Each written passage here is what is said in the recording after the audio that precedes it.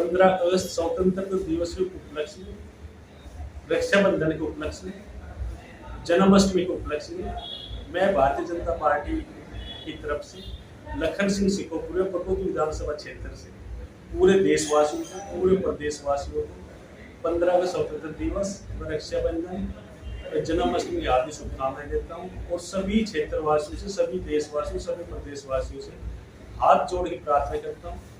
ये त्योहार 15 अगस्त की रक्षाबंधन भी और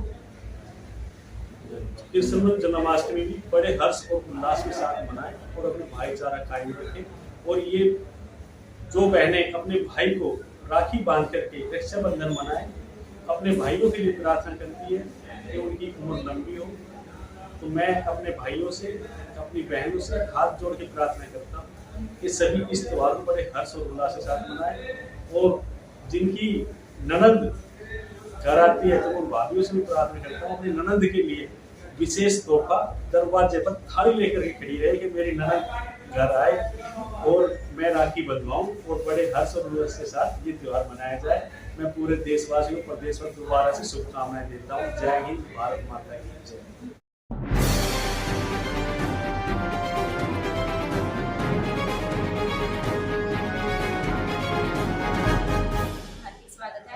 मैं रिमनाज आपको लेकर आई हूँ विधानसभा पटौदी में, जो कि हमारे साथ जुड़ चुके हैं लखन जी। आइए इनसे बातचीत करते हैं इनके एक्सपीरियंस के बारे में और राजनीति में आने का मेन उद्देश्य के बारे में। नमस्कार सर। सबसे पहले तो मैं आपका न्यूज चैनल का हार्दिक स्वागत करता हूँ। तो मेरा नाम लखन सिंह सत्तर सिकोपुर, प्रदेश कार्य सदस्य बीजेपी हरियाणा और पटौदी विधानसभा क्षेत्र से एमएलए की तैयारी में। सर, एमएलए की तैयारी में हो आप और पहले भी सरपंच हो और फिर भी आप राजनीति में आ रहे हो, तो क्या क्या एजेंडे को लेकर आप सर राजनीति में? देखिए, जो आपने कहा पहले भी राजनीति में, मैं राजनीति में आज से नहीं हूँ। 2011 से 2013 तक मैं अजगा भाजपा गठबंधन में युवा जिला अध्यक्ष रहा। 11 से 13 तक 2016 में मैं ग्राम पंचायत सिकोपुर का सरपंच चुना गया। 2021 तक सिकोपुर गाँव का सरपंच रहा और पटौदी विधानसभा क्षेत्र में मैं पिछले काफी वर्षों से संघर्ष कर रहा हूँ और लोगों की सेवा कर रहा हूँ। और मेरा यहाँ पे एक उद्देश्य है पटौदी विधानसभा क्षेत्र के अंदर कि मैं पटौदी विधानसभा क्षेत्र की सेवा कर सकूँ।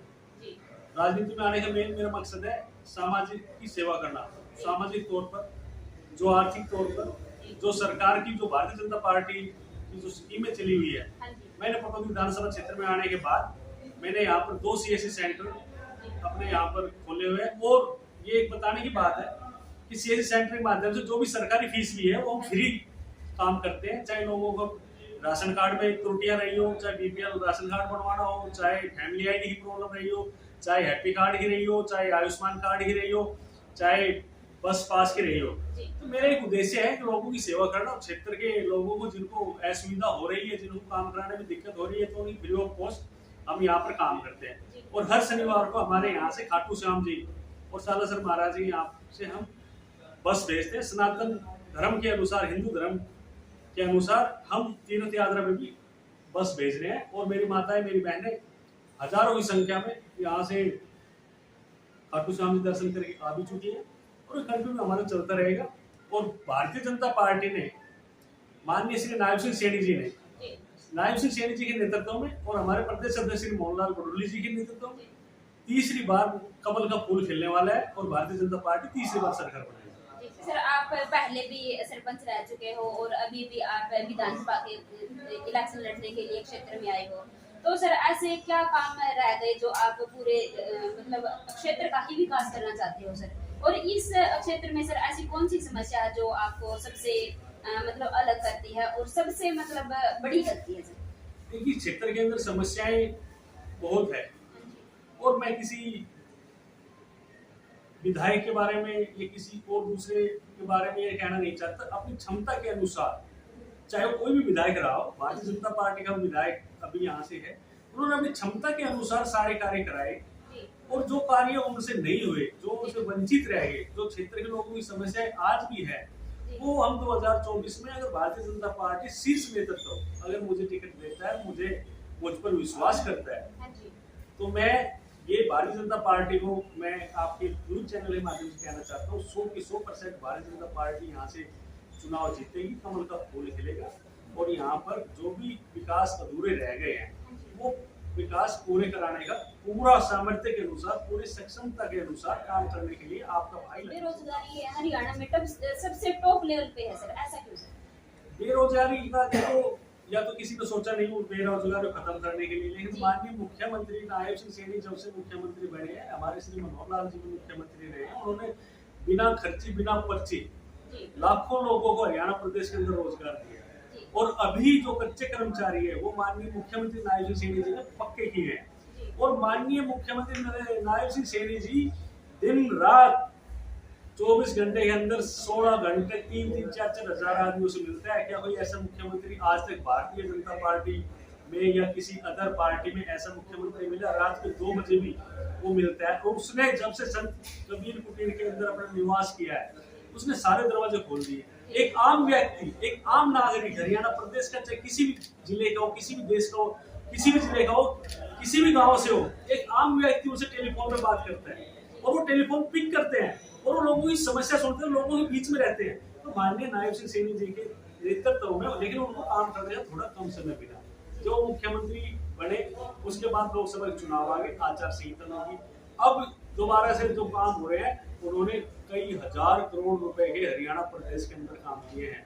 और मेरा मानना है कि नायब सिंह सैनी जी के नेतृत्व में भारतीय जनता पार्टी तीसरी बार सरकार बनाएगी और हरियाणा प्रदेश का चौमुखी विकास होगा। पटौदी विधानसभा क्षेत्र की मैं नायब सिंह सैनी जी के माध्यम से, नायब सिंह सैनी जी एक बहुत ही मेहनती, बहुत ही ईमानदार और बहुत ही संघर्षशील, बहुत ही कर्मठशील और बहुत ही समाज सेवी व्यक्ति हैं।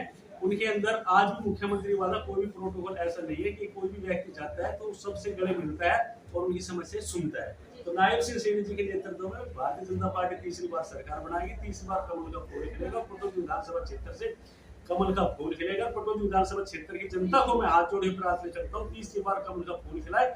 जो पटौदी के अंदर विकास नहीं हो, विकास पूर्ण रूप से कराए जाएंगे और 2025 तक कोई एजेंडा ऐसा नहीं रहेगा जो पटौदी विधानसभा क्षेत्र के अंदर काम ना हो। यही कार्यालय होगा मेरा और यही पे पटौदी विधानसभा क्षेत्र के अंदर 2025 में लोग जब मिठाई लेके आएंगे तो ये कहने के लिए आएंगे कि विधायक जी आपका बहुत बहुत धन्यवाद, आपने हमारा काम कर दिया और ये काम हो गया। यहाँ पर कितनी समस्या, 4-5 समस्याएं, छोटी छोटी समस्याएं, अधिकारी जो है, अधिकारियों की वजह से तो समस्याएं उत्पन्न हुई है। चाहे तो अधिकारी पता नहीं क्यों नहीं काम करना चाह रहे, उन अधिकारियों को बैठा करके और अधिकारियों को साथ लेकर के, जितने भी हमारे गांव में, सभी गांवों में साथ लेकर के अधिकारियों की टीम मेरे साथ रहेगी।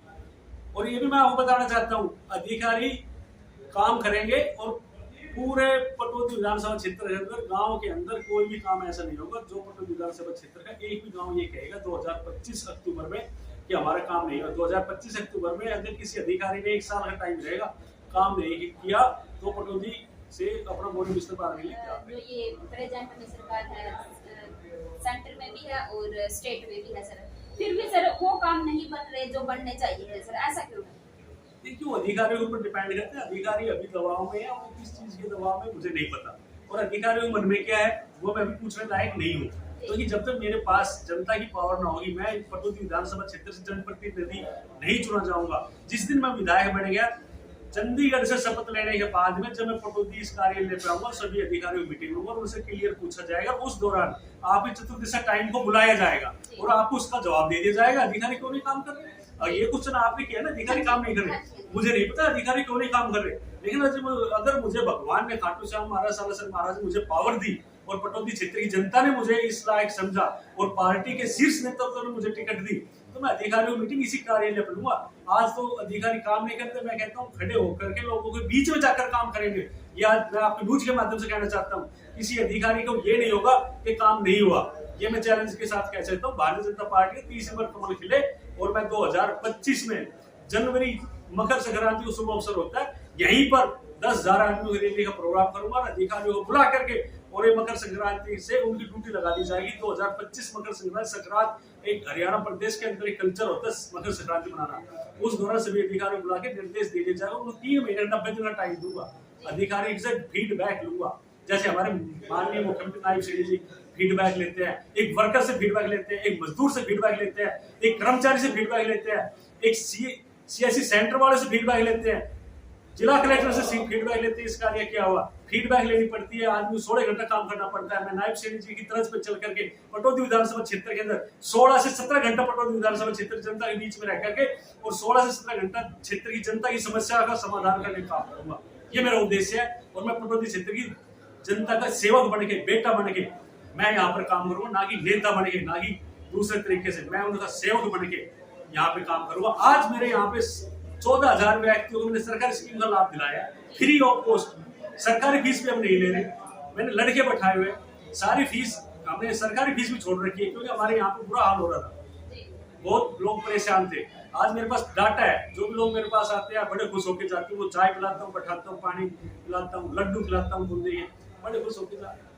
जनता पार्टी, भारतीय जनता पार्टी के यहाँ चुनाव जीतेंगे। सरकार ने एक नारा दिया था बेटियों के लिए, उसमें कहा गया था कि बेटी बचाओ और बेटी पढ़ाओ का नारा सर, फिर भी सर आज बेटियां सुरक्षित नहीं है सर, ऐसा क्यों?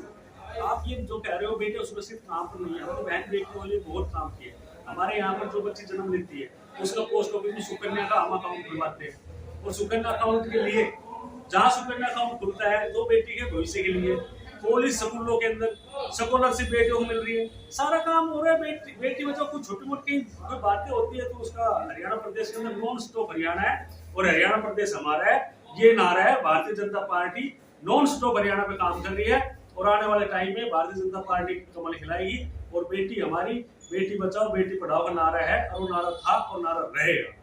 सर देखिए, अभी आपने बोला है कि बेटी बचाओ बेटी पढ़ाओ का जो नारा था और नारा रहेगा, तो फिर भी सर जैसे अभी भिवानी में भी एक बेटी के साथ ऐसा गलत काम हो गया जिसने उसको मतलब सुसाइड करने के लिए वो मजबूर हो गई और अभी तक उसकी कोई सुनवाई नहीं हुई सर, ऐसा क्यों? क्योंकि उसमें हरियाणा सरकार की तरफ से तो ऐसा कोई वो नहीं है। हरियाणा सरकार ने एसपी को आदेश कर दिए हैं और वहां पर उसके खिलाफ एफआईआर दर्ज हो चुकी है और न्यायालय न्याय करेगा और उस बेटी को न्याय मिलेगा। और ये अपराध तो देखो चलते हैं, अपराध हो जाते हैं, लेकिन पुलिस का कार्य है, पुलिस उसके पीछे लगी हुई। एसआईटी टीम की उन्होंने मांग की थी, एसआईटी गठित कर दी गई है और उस बेटी को जरूर न्याय मिलेगा।